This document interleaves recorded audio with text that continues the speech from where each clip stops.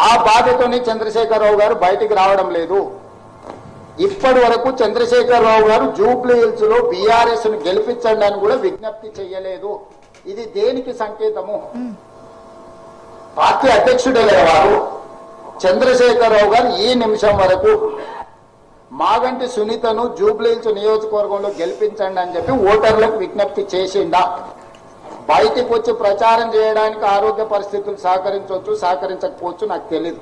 నేను దాని మీద కామెంట్ చేయదలుచుకోలేదు. రావడం రాకపోవడం వారి విజ్ఞత, వెసులుబాటు. కానీ ఇప్పటి వరకు జూబ్లీ హిల్స్ లో బీఆర్ఎస్ ను గెలిపించండి అని కూడా కేసీఆర్ గారు విజ్ఞప్తి చేస్తలేడు అంటే కొడుకు అల్లుడు మీద ఆయనకున్న ఆలోచన ఏందో మీరు అర్థం చేసుకోండి. ఆయన చెప్పలేకపోతున్నాడు, కుమిలిపోతున్నాడు. ఆయన కళ్ళ ముందల్ని కూలిపోతుంటే ఆ దుఃఖంలో ఆయన